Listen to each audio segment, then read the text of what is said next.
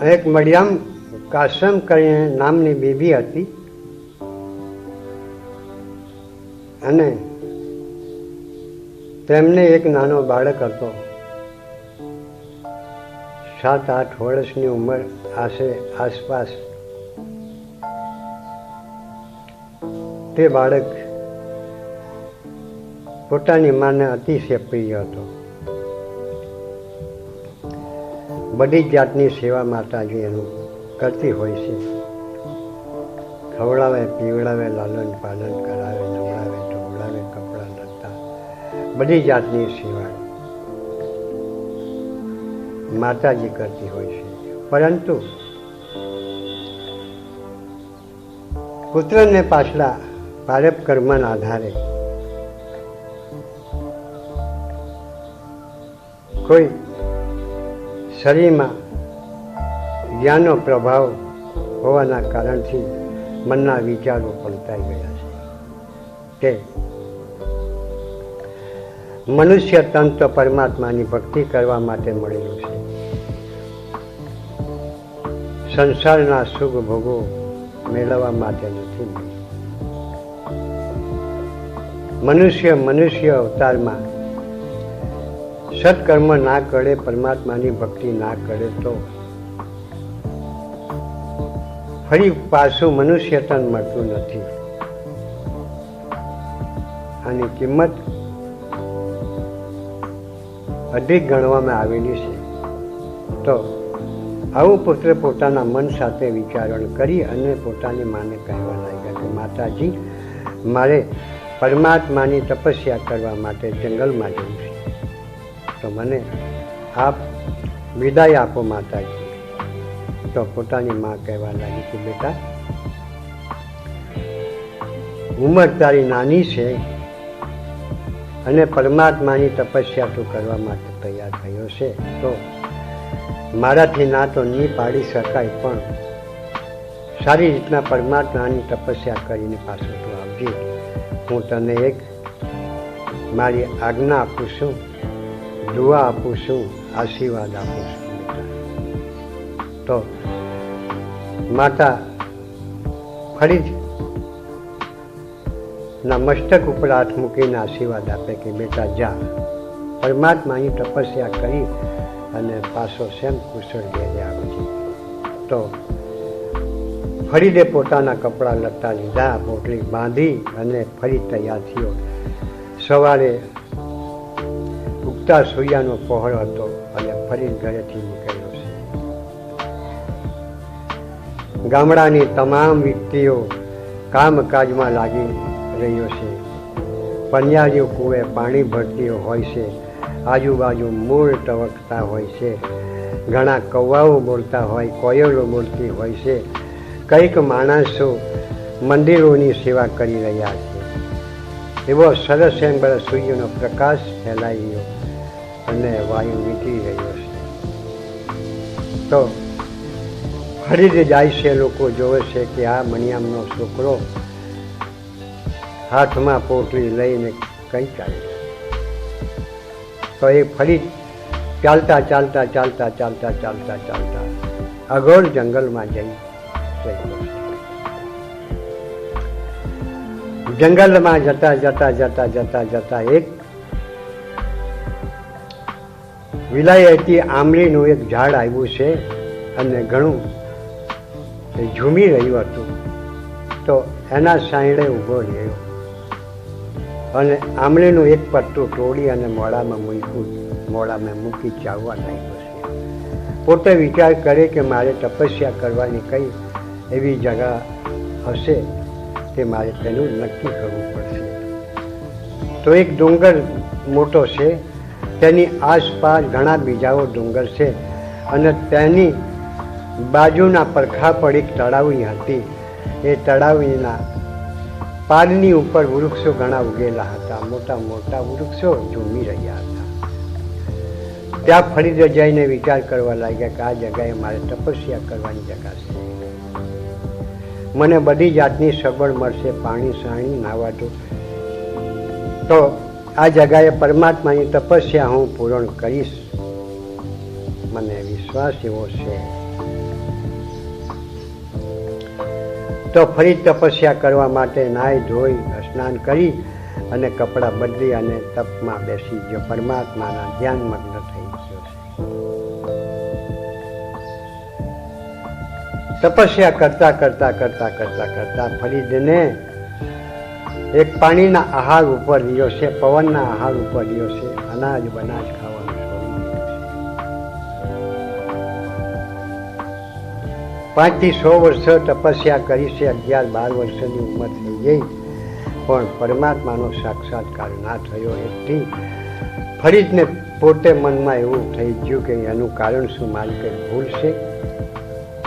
શાના કારણે પરમાત્માએ મને દર્શન ના આપ્યા? ફરી વિચારવા લાગ્યો અને તપસ્યામાંથી તપમાંથી જાગી અને ઘરે રવાના થયો છે. તળાવડીમાં નાહી ધોઈ કપડાં લત્તા બદલી અને ઘરે તરફ ચાલવા લાગ્યો છે અને પછતાતો પછતાતો પછતાતો પછતાતો ઘરે જાય છે. પોતાની મા એંબડવાજા તો એકલી ઘરમાં રહે છે. ઘર સંસારની અંદર તમામ જાતના કામકાજો પોતાની મા કરતી હોય છે. અને પુત્રને જોઈને સાંભળી દોડી અને મા ભેટી પડી, બેટા ધન્યવાદ છે, કેટલા વર્ષો થયા તો આજે આવ્યો છે બેટા. મા ભેટી પડી છે, માથે આશીર્વાદ આપે છે અને પુત્રને વાલો માનીને બહુ જ રડવા લાગી. આંખમાંથી આંસુ પાડી, ધડ આંસુએ રડે છે માતાજી કે બેટા હું તારા વિના આટલો સમય મેં વિતાવ્યો એ જ મારું મન જાણે છે. હું પુત્રથી ખોટી જડા ના પડું.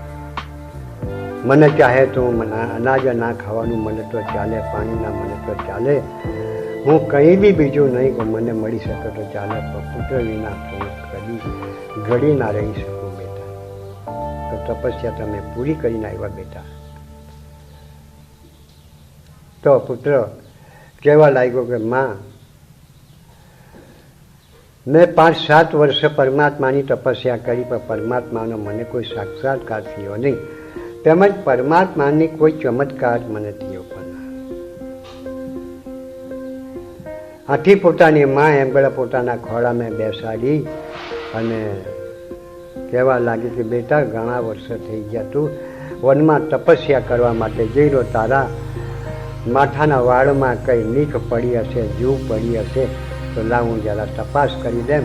એટલે પોતાની માં પોતાના ખોળામાં બેસાડી અને જુઓ જુએ છે. જુઓ જોતા જોતા જોતા જોતા જોતા જોતા જોતા એક વાળ પોતાની માંથી તૂટી ગયો. તો ફરી જ કહેવા લાગ્યો કે હો માં, મને ઝટકો કેટલો લાગ્યો છે, જરા ધીરેથી જુઓ. મારા શરીરની અંદર એટલું બધું ભવ્ય મને ફટકાર થયો છે કે માં ના પૂછવા જેવી વાત. ત્યારે ફરીથી માં કહેવા લાગી કે બેટા, જંગલમાં તપસ્યા કરવા માટે ગયો હતો ત્યારે એક આંબલીના ઝાડ નીચે તમે ઊભા હતા અને ત્યાં આંબલીનું એક પટ્ટું તોડ્યું હતું, તો આંબલીને કેટલો ઝટકો લાગ્યો હશે બેટા. તો તને એક વાળ તૂટવાથી માથાની અંદરથી આખા શરીરે એનો શણકાર બોલ્યો છે, શરીરના રૂવાટા ઊભા થઈ ગયા છે અને જનોની ચડી છે, તને કેટલું ક્રોંત લાગ્યું છે. તો બેટા આંબલીનું પત્તું તોડવાથી આંબલીને ઝટકો ના લાગ્યો. ત્યારે ફરી તે પોતાના મનમાં વિચાર કરવા લાગ્યો છે કે મારી આ જ મોટી ભૂલ થઈ ગઈ, એના કારણે મને પરમાત્મા સાક્ષાત્કાર મળ્યો ના. માતાજી, મને ફરી તમે રજા આપો, આજ્ઞા આપો, હું ને ફરી તપસ્યા કરવા માટે જાઉં છું. તો પોતાની માં કહેવા લાગી કે બેટા 12 વર્ષ થઈ ગયા, પણ હવે કેમ કેમ તમે તપસ્યા કરશો? માટે કરીને જાઓ, હજુ બી મારી આજ્ઞા છે, આશીર્વાદ છે, હું જોવા આવું છું. આથી ફરી એમ બળવા જાય તો ફરી પાછો આટી પોટી બાંધી લુગડા લટ્ટા લઈને જંગલમાં ચાલ્યો છું. જ્યાં ગયો હતો ત્યાં જે વિચાર કરવા લાગ્યો કે હજુ પણ તપસ્યા કરવાની કોઈ સારી એવી જગા હોવી જોઈએ. તો જંગલમાં આજુબાજુ જોવા લાગ્યો. તે કૂવો હતો. એ કૂવાની અંદર 80-90 હાથનો કૂવો, એમાં થોડું પાણી નીચે હતું અને એની ઉપર ઝાડવા ઝૂમી રહ્યા હતા.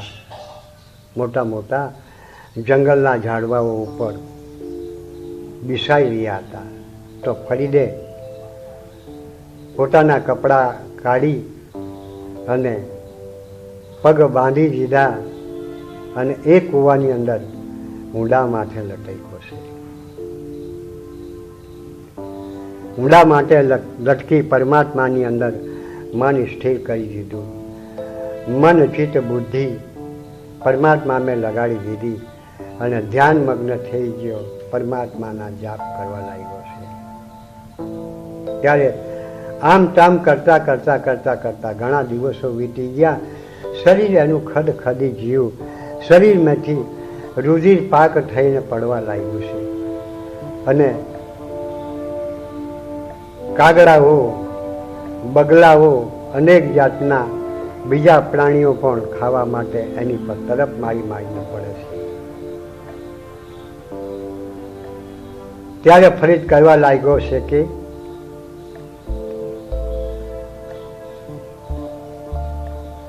પક્ષી આવો,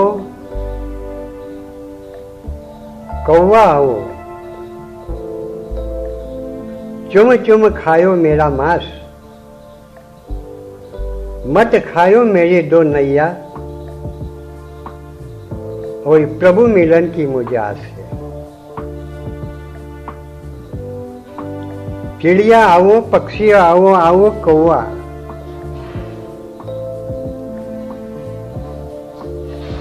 सब कुछ मेरा रुधिर खा जाओ,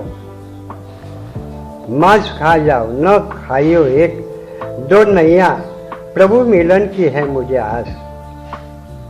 પક્ષીઓને પણ ફરી કહેવા લાગ્યો કે તમે બધું ખાઈ જજો પણ એક મારી બે આંખો નહીં, કારણ કે મને પ્રભુ આવે તો હું પ્રભુને જોઈ શકું છું. આથી પરમાત્મા વિચાર કરવા લાગ્યો છે કે ફરી ઊંડા માથે લટક્યો છે. શરીર બધું પરિપક્વ થઈને પક્ષીઓ ખાવા લાગ્યા છે.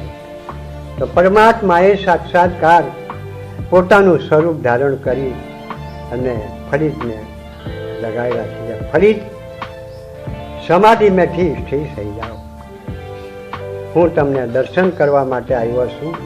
માટે જે તમારી મનની ઈચ્છા હોય તે મારી પાસે તમે માગી લો.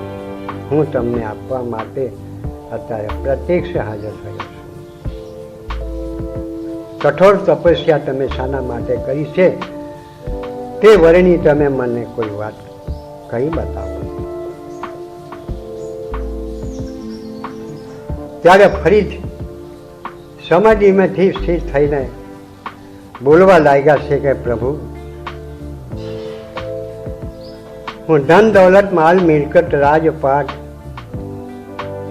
સોના ચાંદી હીરા મોટી ઝવેરીની મને કોઈ પણ આશા નથી. હું નિષ્કામી થઈને આ જગાએ તમારી સમાધિ મેં કરી છે. હું તમારી ભક્તિમાં તલીન થયો છું. માટે એક મારી મનની એવી ઈચ્છા છે કે તમે જો આપો તો હું તમારી પાસે રજૂઆત કરું છું. તો પરમાત્મા કહેવા લાગ્યા કે ફરી જે બી મનની ઈચ્છા હોય તે તારી પૂરી કરીશ. માટે તું માગ, મને એક વાર કહી દે. તો ફરી કહેવા લાગ્યા કે પ્રભુ, અમારી વંશ પરાન પેઢી કहीं भी પેઢીઓની અંદર કોઈ જીવાત્માઓ એવા પેદા થાય અને તે આ કિષ્ટી ખાનદાન ધર્મ ચલાવે તેમાં કહીની કઈ જરૂર પડે, સંકટ પડે ત્યાં તમારે સાઈ કરવાની, પરચો તમારે ત્યાં પૂરવો પડશે.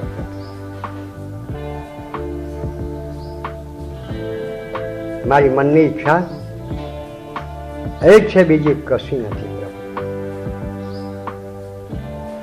મારો ચિસ્તી ખાનદાન ધર્મ જગતમાં નામ એનું રોશન રહેવું જોઈએ. અવશ્ય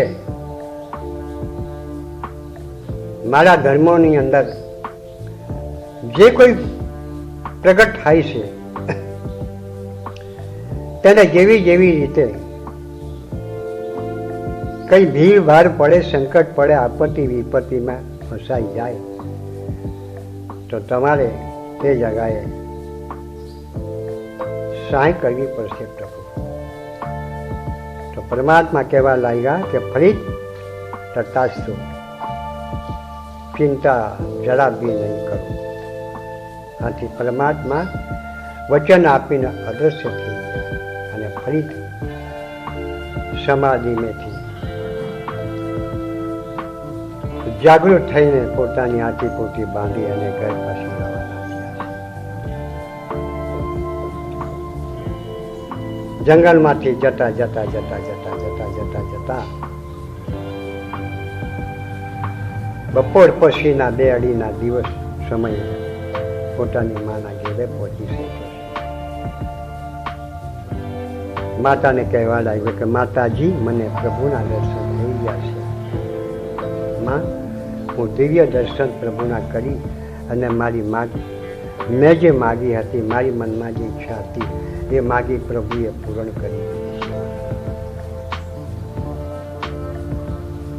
તો આજે પણ ચિસ્તી ખાનદાન ધર્મ ચાલી રહ્યો છે અને તેમાં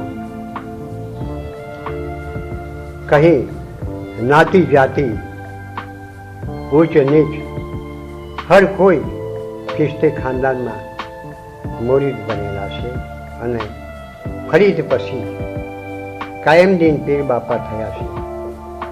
તે આ ચિસ્તી ખાનદાન ધર્મને શરૂઆત કરી છે. તો અવશ્ય ચિસ્તી ખાનદાન ધર્મ એક આંબલીનું પત્તું તોડીને ખાતા આંબલીને ઝટકો લાગ્યો હતો. આથી ફરીને કેટલા વર્ષો વીતી ગયા, પરમાત્માએ સાક્ષાત્કાર દર્શન આપ્યા. તો ચિસ્તી ખાનદાન ધર્મની અંદર જીવનશા દૂર છે. હિંસા, અહિંસા અને હિંસા આ બે છે. અહિંસા જેવો કોઈ ધર્મ નથી અને હિંસા જેવો કોઈ પાપ નથી. તો હિંસા કરનાર માણસ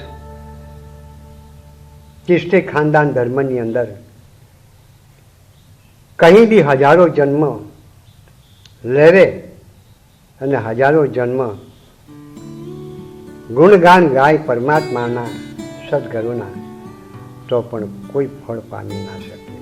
કારણ કે ચિસ્તી ખાનદાન ધર્મ હિંસા નથી, અહિંસા છે. તો આ વિધિઓ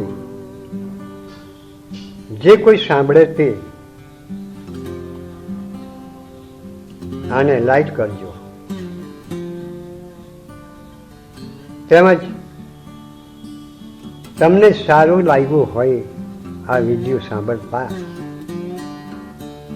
મનોરંજન તમારું થયું હોય તો કમેન્ટમાં લખી મોકલાવશો. અને નવા વિડીયો જો અમારા જાણવા હોય તો યુટ્યુબ ચેનલ